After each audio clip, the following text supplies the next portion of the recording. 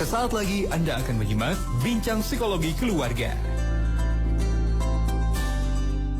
Terima kasih sahabat MK, Anda masih bersama kami di Bandung, Yogyakarta, Singkep, dan juga Subang. Kita lanjutkan kembali di termin yang kedua ini, pembahasan bersama dengan narasumber kita pagi hari ini, Dr. Wasmin Al-Rishad, MPD, dan juga Ibu Lilis Komariah, MPSI. Sahabat MK, Anda juga silakan yang akan menyampaikan atensi Anda, silakan. Baik Pak Wasmin dan juga Bu Lilis, mohon izin kita lanjutkan kembali perbincangan kita berkaitan tadi dengan visi dan misi yang perlu kita hadirkan beriringan, tidak bisa dipisahkan, begitu Pak Wasmin dan juga Bu Lilis ya. Ya, betul. Dan nanti kalau levelnya sudah mulai dewasa, kalau yang Iya. sebelum menikah kan biasanya lebih ke arah cita-cita dari sisi akademik. Kemudian nanti kalau sudah bekerja menikah, mulai ke arah visinya ke arah finansial yang dihubungkan dengan misi.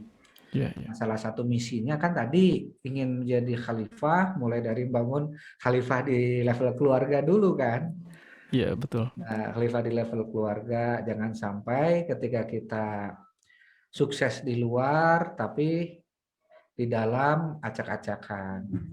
Artinya apa? Artinya ketika kita menancapkan visi misi dalam berkarir, keluarga menjadi bagian dari visi misi itu. Gitu. Kan ada Berarti ya. kalau keluarga bersama-sama ya menentukan visi misinya suami istri gitu. Iya, visi misi dalam berkeluarga harus ada. Gitu. Kan ada orang yang sukses di luar tapi acak-acakan keluarganya. Padahal kan sukses di luar untuk kita bawa pulang.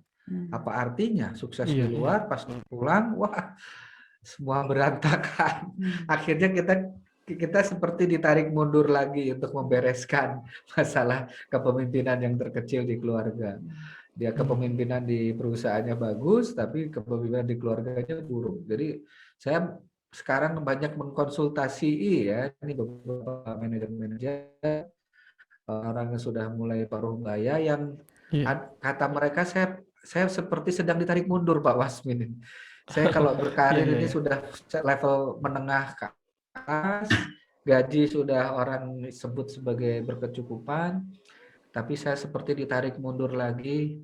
Ada PR-PR saya, anak saya ini, istri saya ini. Wah, jadinya seperti ditarik mundur. Itu dulu saya melihat, kalau kita tarik flashback ke 20 tahun sebelumnya, memang ada ketidakseimbangan dalam memberikan prioritas.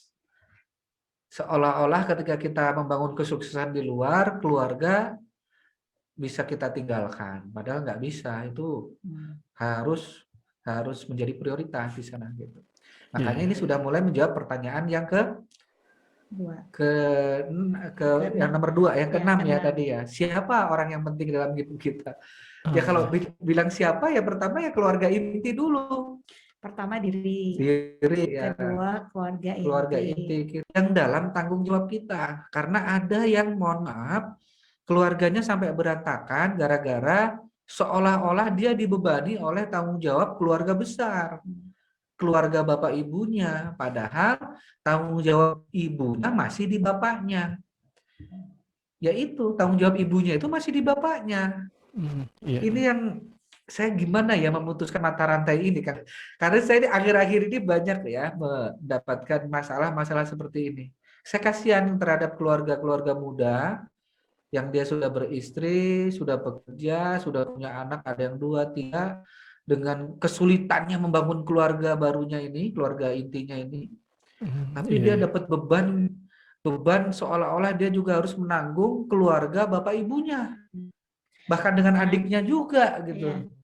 Berarti kalau begitu itu ada hubungannya dengan materi-materi sebelumnya. Iya, materi sebelumnya. Bagaimana mindset sebagai orang tua parenting itu, dalam artian nanti ada hal yang dibaca oleh anak, ada yang dibaca oleh orang tua. Nah, kalau orang tua kan harus membaca adalah ketika kita mengasuh anak harus ikhlas tanpa pamrih. Misalnya nanti anak kita biar sayang ke kita nanti kalau sudah tua, atau misalnya balas budi. Nah, itu harus ikhlas gitu tanpa pamrih. Nah, sebagai anak harus gimana juga kondisi saat ini berkaitan dengan pola asuh orang tua. Jadi ya harus istilahnya berbakti kepada orang tua. Nah, cuman nanti dilihat juga kalau keluarga intinya prioritas lagi, Pak Wasmin. Ya itu, jadi kalau kita ditanya, Pak, saya mengutamakan keluarga inti saya dulu atau ibu bapak saya? Kalau dalam fikihnya, yang menjadi tanggung jawab Anda itu istri dan anak Anda loh, yang dalam fikih itu. Kalau ibu Anda masih tanggung jawab bapak Anda, bapak Anda gitu loh.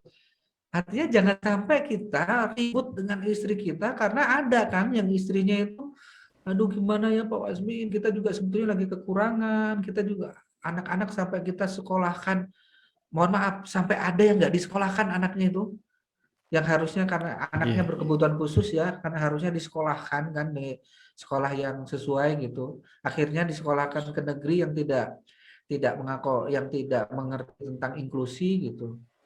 Dia nahan budgetnya sementara karena suaminya masih menanggung beban ibu bapaknya.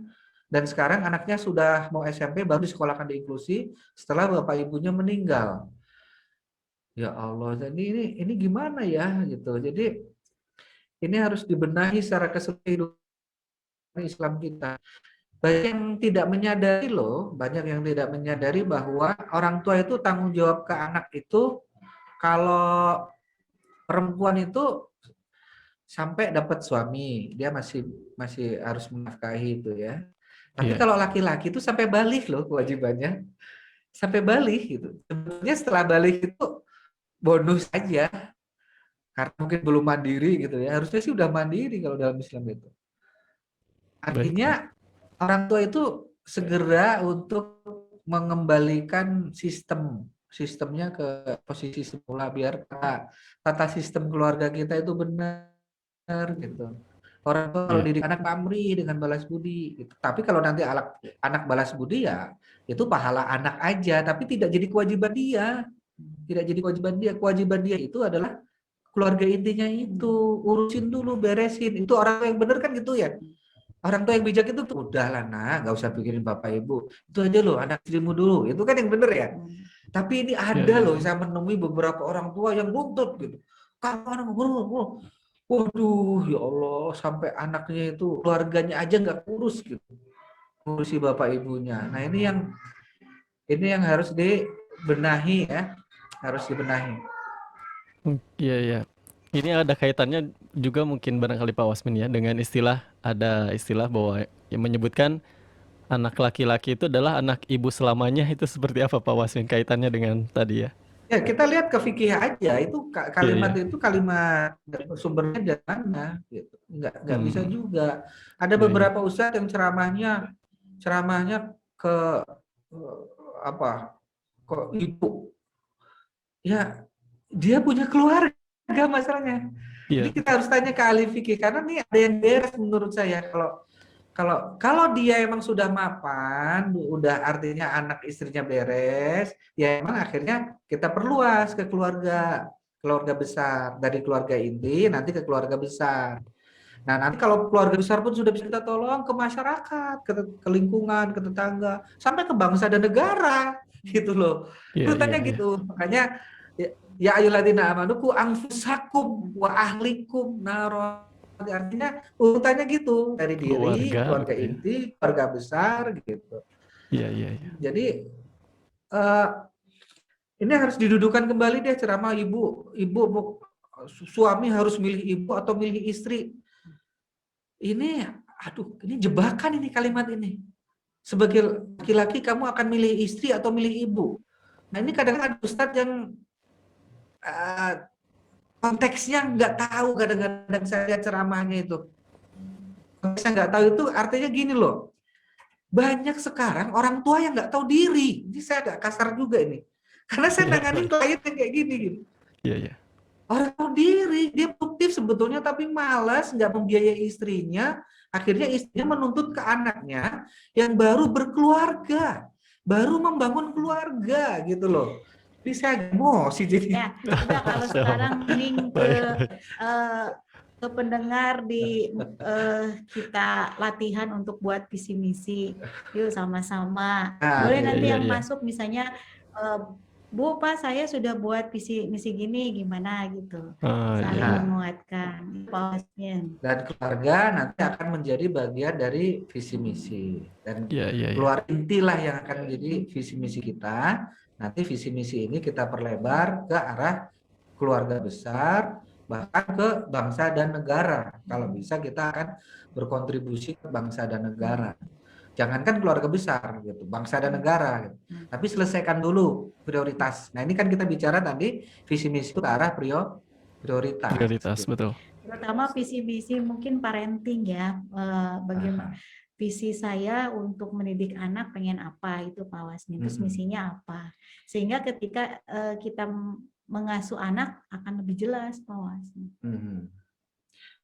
Iya, jadi nanti ke manajemen waktu ya, manajemen waktu nanti kita bahas ada penting, ada genting, ada tidak penting, ada tidak genting gitu. Iya, Nanti iya. ini tapi harus diselesaikan dulu. Silakan mungkin diundang sahabat-sahabat untuk visi misi hidupnya dan nanti mendampingi anaknya, visi misi anaknya apa gitu. Kira-kira Baik. yang kalau visi misi anak ya sesuai dengan anak nanti talentnya kemana gitu. Nah, ini alhamdulillah setelah bahas mengenal anak banyak yang talent mapping ya ke Bu Lilis ya. Karena oh iya ya, ini anak saya harus punya visi misi hidup dan visi misi hidup harus di breakdown ke dalam peran-peran kehidupan yang akan diambil, dan peran kan harus sesuai talent dia, harus sesuai minat bakat dia. Akhirnya banyak yang kemarin mengeteskan kan dari tes talent mapping anaknya, dan ini sahabat-sahabat yang ingin talent mapping ke nomor yang sama tadi ya, 0811 225 002. Kita undang dulu sahabat-sahabat. Baik, silakan sahabat MK, Anda yang pada pagi hari ini menyimak, silakan Anda juga dapat menyampaikan atensi Anda. Pak Wasmin dan juga Bu Lilis mohon izin sambil juga menantikan nanti atensi dari sahabat-sahabat kita yang sedang bersiap mengirimkan. Kita akan kembali jeda sejenak untuk menyimak beberapa informasi. Sahabat MK, Anda juga yang ingin mengikuti kegiatan yang insya Allah akan diselenggarakan oleh Pak Wasmin dan juga Ibu Lilis begitu ya sebagai narasumbernya nanti di Hypnotherapy Certification Workshop.